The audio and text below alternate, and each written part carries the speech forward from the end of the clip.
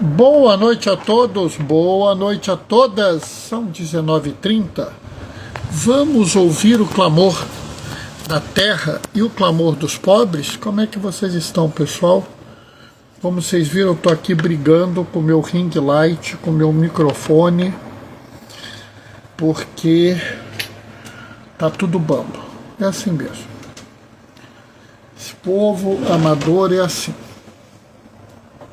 Se eu fosse um influenciador digital, eu teria aqui uma equipe que me ajudaria a preparar isso, né? Mas todo mundo sabe que eu não tenho equipe, que eu sou um sujeito que faz as coisas por fazer. Eu não vivo disso. Eu acho que está tudo bem, ninguém é obrigado a viver das coisas, não. Eu só acho que quem é, vamos dizer, profissional tem que se portar como um profissional, né? Hoje nós estamos aí terminando, acho que amanhã começa a obra lá no meu andar. Então hoje eu já estou praticamente todo mudado lá para outra sala. Oi Marli, boa noite, paz e bem. Então amanhã, quarta-feira, eu vou fazer live, quinta-feira é dia de plantão. E depois do plantão tem que ir correndo para a paróquia.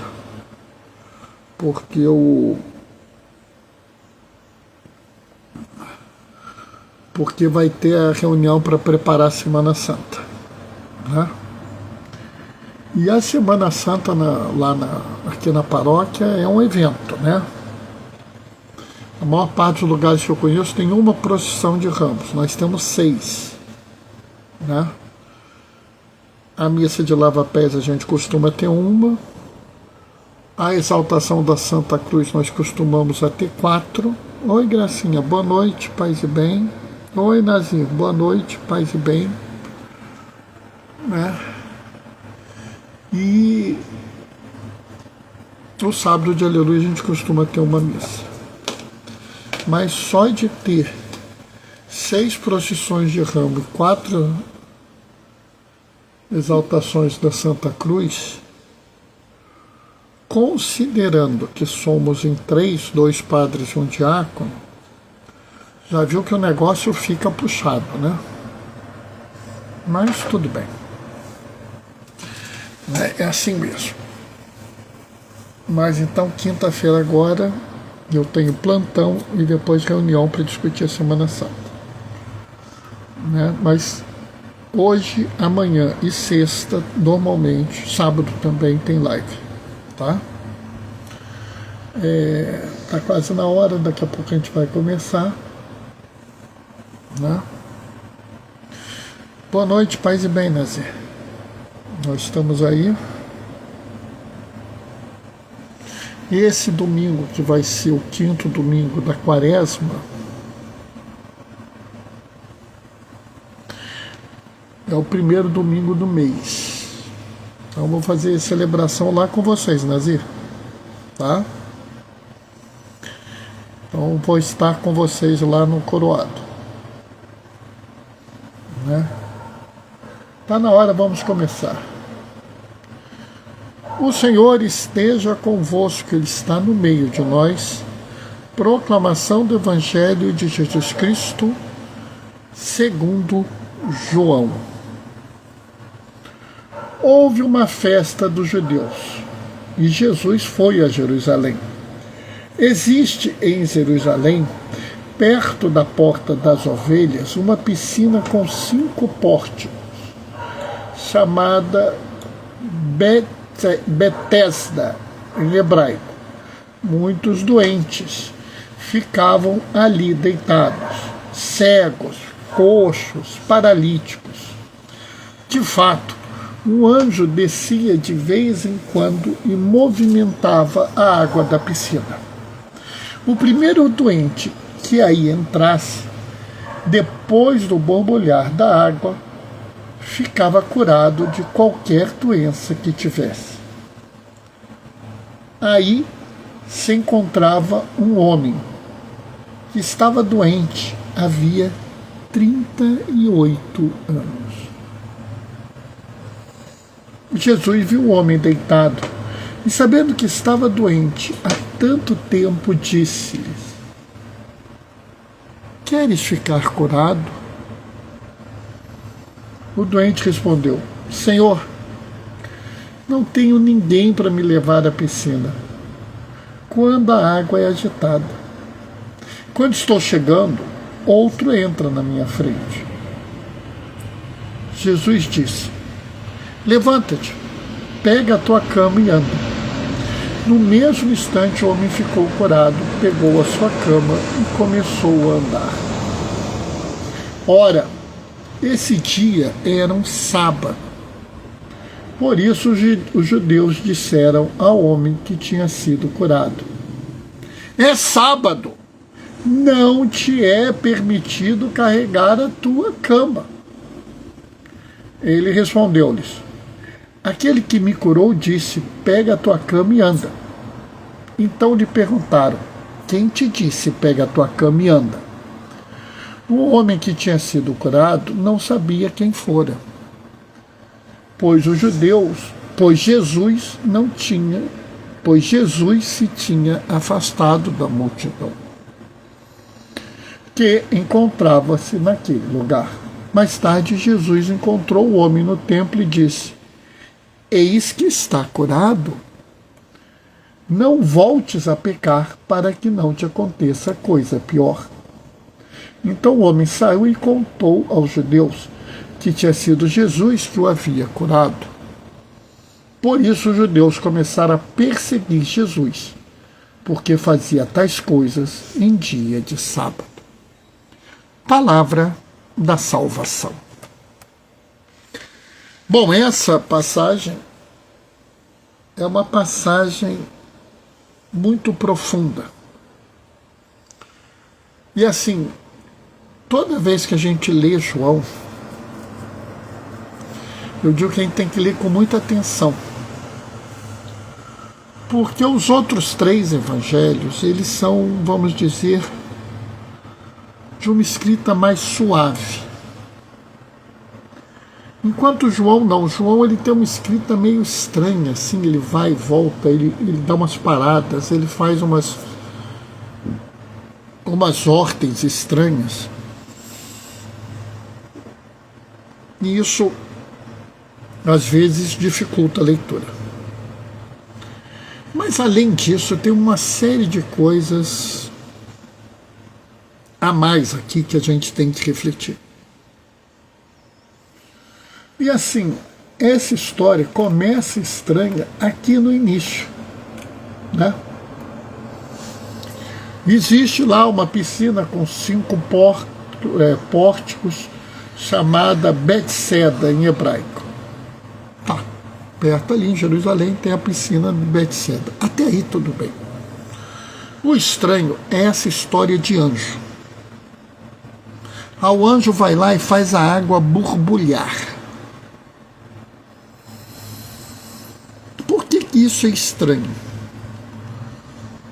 Porque quando você vê o resto da Bíblia, você não vê anjos fazendo esse tipo de coisa. Você não vê anjos andando por ali fazendo isso ou fazendo aquilo. De certa forma, isso me faz pensar que talvez isso fosse muito mais uma questão, vamos dizer, da sabedoria, da cultura popular, do que algo da religião. Ou seja, eu não vejo aqui alguma coisa que tenha a ver com a religião judaica, e sim com a cultura popular de Jerusalém.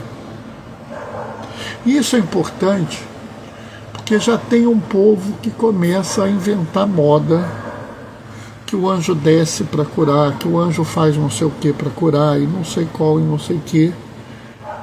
E pessoal, isso não é função de anjo, tá? gente tem que tomar cuidado, porque as pessoas estão vivendo uma fé tão desencarnada que elas começam a aceitar tudo e daqui a pouco vira superstição. Deixa eu tentar explicar melhor isso para vocês. O que eu estou chamando de uma fé desencarnada? Nós que seguimos Jesus, nós acreditamos que o Verbo se fez carne, né? Pessoal que gosta de falar em latim, porque o latim é charmoso, verbum carnum facto est, né? E o Verbo se fez carne. Portanto, nós entendemos que Deus não é um ser etéreo. Deus não vive apartado da humanidade. Deus não vive lá em cima, em cima de todos, e nós que nos viremos aqui. Não, pelo contrário, né? Nós recentemente, num domingo, ouvimos Deus de Abraão, Isaac e Jacó, Deus dos vivos, falando para Moisés, né? Eu ouvi o clamor do meu povo, eu vi o seu sofrimento, eu desci para libertá-lo da opressão. Ou seja, ele é uma pessoa que existe, ele age de forma concreta em nossa vida. E pela encarnação celebrada no Natal, grande celebração do Natal é a encarnação.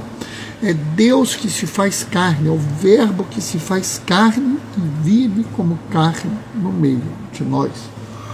Portanto, a nossa fé, ela não é algo, vamos dizer, etéreo, algo sem uma substância, sem uma realidade, sem algo que você viva no meio. Mas tem um pessoal que quer fazer tudo como se fosse coisas assim fantásticas, coisas mágicas. O anjo vai fazer isso. Vai vir um raio de luz, vai vir não sei o quê. Aí já tem gente falando que tem um fio de ouro. Então vamos deixar claro. Aqui há um dado cultural, provavelmente, inclusive, vindo de uma herança pagã, herança não judaica, que dizia que a piscina curava as pessoas. E aí a gente vê a primeira lição, né? Mozinho está aqui do meu lado. Mozinho, por que esse homem que estava esperando há 38 anos não conseguia ser curado? Porque ele não tinha ninguém para levar ele para a água quando ela borbulhava. Não. Por dois motivos. As pessoas são egoístas. 2, ele era pobre. Ele era pobre? Claro. Se ele fosse um homem rico, ele tinha logo 12 pessoas ali do lado dele. Quando a água borbulhasse, uns 3 levavam ele no colo, uns outros 9 ficavam atrapalhando os outros para ele tocar ali na água primeiro. Mas ele era pobre, não tinha ninguém para levar ele. E as pessoas são egoístas. É impressionante, porque eu às vezes fico pensando isso. Salvo uma ou outra exceção, quanto mais rico, mais egoísta. Porque para pensar. Eu estou doente há 2 anos, mas eu tenho como alguém me levar para aquele lugar. Só que eu sei que tem um homem que está ali há 16 anos querendo ser curado e não consegue. poxa, será que eu não posso abrir meu coração e dar minha vez para esse homem? Sabe, eles estavam em Jerusalém, a cidade santa. Eles estavam no coração religioso do povo de Israel. Ali onde haviam os maiores fariseus, os maiores saduceus, os maiores mestres da lei, o templo sagrado. E não havia ninguém capaz de dizer: esse homem sofre há mais tempo que eu, e portanto eu vou dar-lhe o direito de ter precedência. Será possível? Será possível que nós ainda não conseguimos entender que outros podem ter prioridade em relação a nós? Que outros talvez mereçam esse cuidado, porque estão há mais tempo precisando deles ou precisam mais do que nós? E observe, eu vejo muito isso. Quanto mais humilde, mais generoso. Quando nós tivemos o episódio das enchentes no sul, lá no Rio Grande do Sul, um grande amigo meu, diácono, ele me chamou a atenção para a atividade dos Correios de levar as encomendas. E eu vi muita gente se organizando, fazendo isso. Ele trabalha nos Correios, nos dava informes, e a gente emocionado ouvia. O Correio levou 2 toneladas, 10 toneladas, aquilo aquecia o meu coração. Passou uns meses, e um colega meu virou e falou assim: Bernardo, de que região teve mais doação para o Rio Grande do Sul? Qual a região que você acha que foi, amor? Eu não tive dúvida e respondi imediatamente: foi o Sudeste, e eu te explico por quê. E ele: por que, Bernardo? Sudeste é uma das regiões mais ricas, se não for a mais rica. Se não for a mais rica, é a segunda mais rica. E o Sudeste tem 50% da população do Brasil. Então é natural que ele tenha mandado mais doações. Tô certo, não tô? Não. Tô certo. O meu raciocínio tá certo, tá perfeito, amor. Não, mas o seu amigo falou que não, né? É, o meu amigo me deu uma surpresa. É no Nordeste. Foi o Nordeste, exatamente, amor. Mas o Nordeste tem muito menos gente.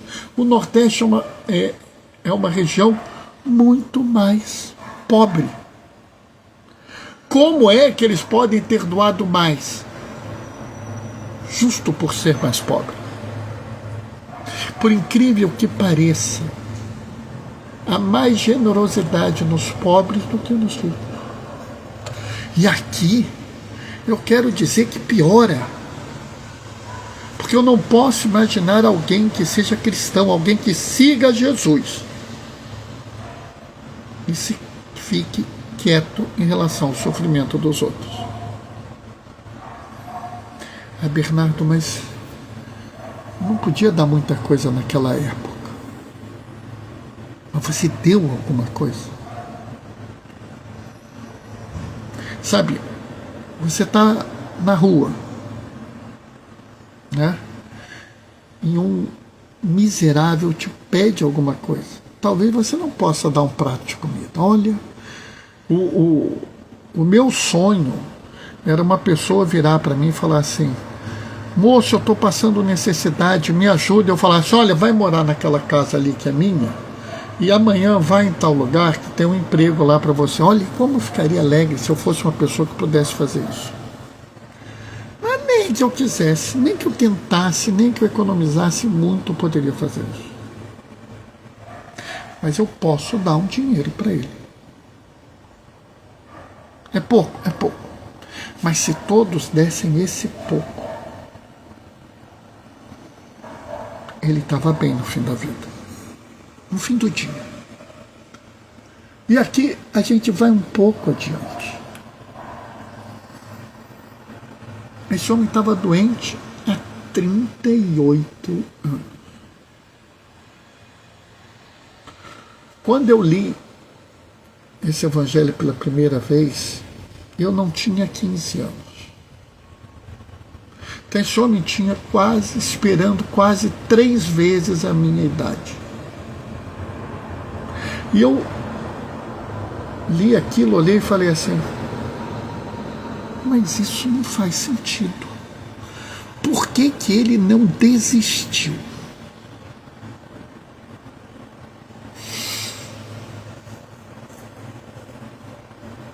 E isso hoje me levou a uma reflexão.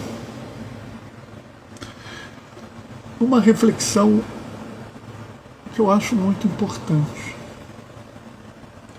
Ele não desistiu porque ele tinha esperança. Né? Não é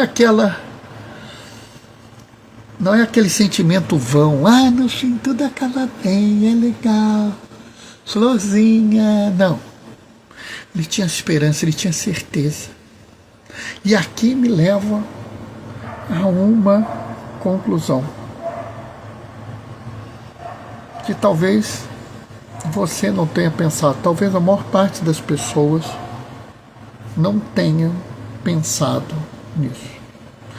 Amor, a que grupo essa pessoa participava, a que grupo essa pessoa pertencia? Observem bem. Observem as características dessa pessoa. Ele é uma pessoa pobre, desprovida, marginalizada, excluída. Ele é cheio de uma esperança, não uma esperança vã, mas uma certeza que só a fé pode te dar. Esse homem fazia parte dos Anauí. Ele fazia parte do resto de Israel, daquele povo teimoso que esperava o Messias, que queria participar do plano de salvação da humanidade. Ele esperou contra toda a esperança, ele esperou contra toda a sua sociedade, ele esperou quando todos já teriam desistido, porque ele sabia que Deus não abandona os pobres, que Deus prometeu e iria cumprir a salvação do povo. Ele faz parte do resto de Israel, como fazia Isabel, como fazia Maria, como fazia Madalena, como fazia Mateus, Zaqueu e tantos outros, aquela hemorriça, tantos outros desprezados, abandonados, largados, rejeitados, que sofrem preconceito e exclusão, que sofriam na época, mas acreditavam que o Senhor viria, e isso lhe dava esperança. É por isso que ele lamenta, mas não se revolta. Jesus pergunta, queres ficar curado? Uma pessoa comum responderia, cara, deixa de palhaçada, eu tô há 38 anos aqui, porra, não consigo, tu acha que eu tô aqui por quê? Qualquer pessoa reagiria assim, porque a pergunta parece sem sentido. Se o homem está há 38 anos ali tentando chegar naquela piscina, isso é pergunta que se faça. Parece os professores que eu tive de medicina que falavam assim, você tem que tomar cuidado com a pergunta. Eu, inclusive, falo isso para a gente da Pastoral da Saúde. O sujeito está internado no hospital, aí você vira e fala assim, oi, tudo bem com você? É óbvio que o paciente vai responder, não, senão eu não estava internado, né? Com aquela criança com o braço quebrado, vem o médico e pergunta, tá doendo? Pergunta de Jesus parece uma pergunta sem nexo. Queres ficar curado? Qualquer pessoa reagiria até de forma agressiva com isso, porque entenderia isso como uma chacota. Mas ele não. Ele é um homem que tem essa fé maravilhosa, que sabe que a exclusão, que a marginalização, que o preconceito, que ser uma pessoa desprezada não faz parte do plano de Deus. Desprezar os outros, considerar eles descartáveis, ser preconceituoso, marginalizar os outros não faz parte do plano de Deus. Colocar alguém em segundo lugar não faz parte do plano de Deus. E ele sabia disso. Ele tinha esperança, ele tinha certeza, por isso ele fala: Senhor, não tenho ninguém que me leve à piscina quando a água é agitada. Quando estou chegando, outro entra na minha frente.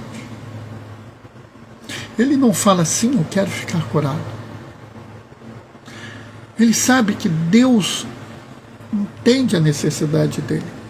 E mesmo não reconhecendo naquele momento que Jesus era Deus na frente dele, que Jesus era o Messias que estava na frente dele, ele não precisava responder aquela pergunta.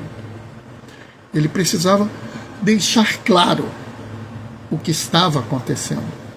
Deixar claro o pecado social, da exclusão, da marginalização, do preconceito, do desprezo. É isso que ele faz. Esse homem é resto de Israel e se comporta como um profeta, que nos mostra o que é errado. Viram? Olha qual profundo é isso.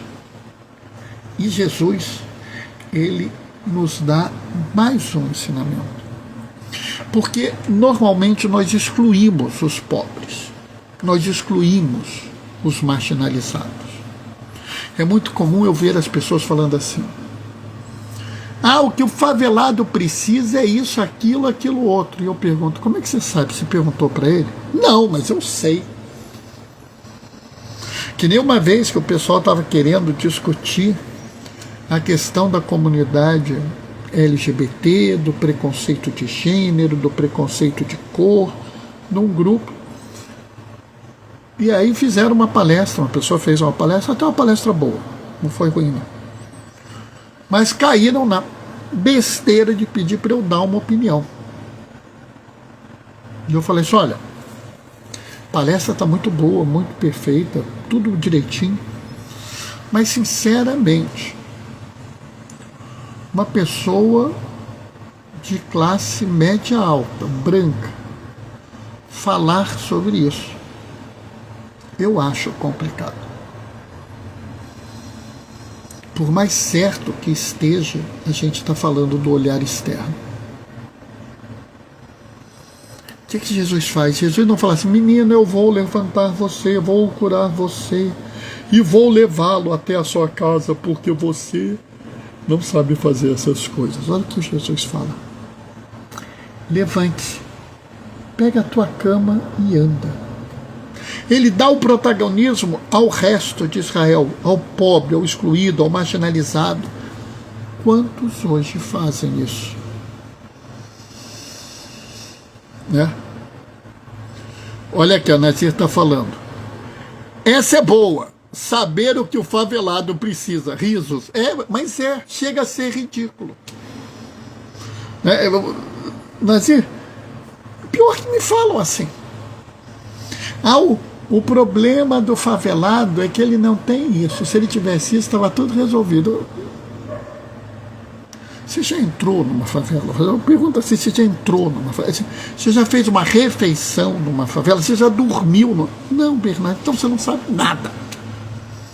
Mas Jesus, ele não faz isso. Jesus dá àquele oprimido, há 38 anos oprimido, aquele que está desprezado, marginalizado, abandonado, aquele massacrado por uma sociedade excludente, o protagonismo perfeito, ao ponto que os líderes religiosos resolvem questioná-lo e ele vira e fala: olha, o que aconteceu foi isso, vou fazer e pronto.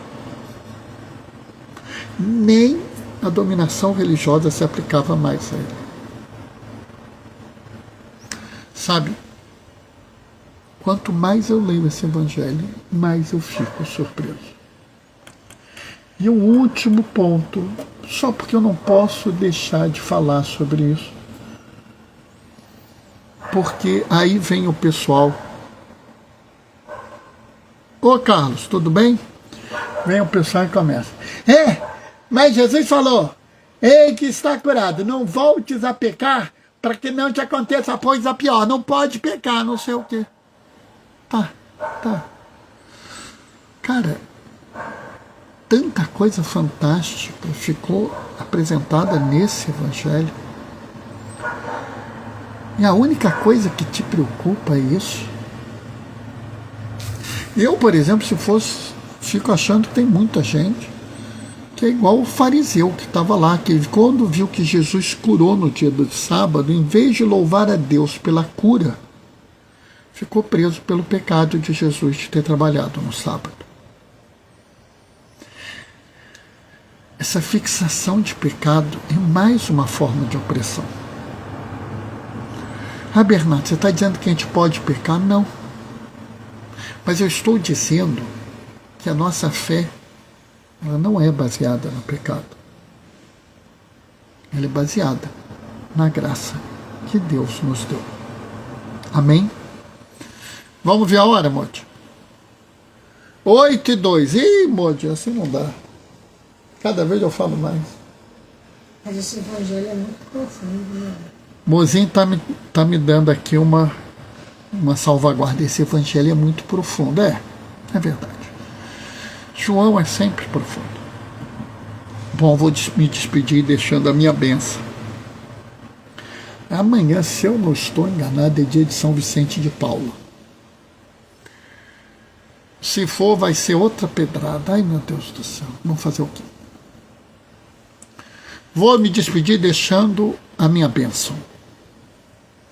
O Senhor esteja convosco, Ele está no meio de nós.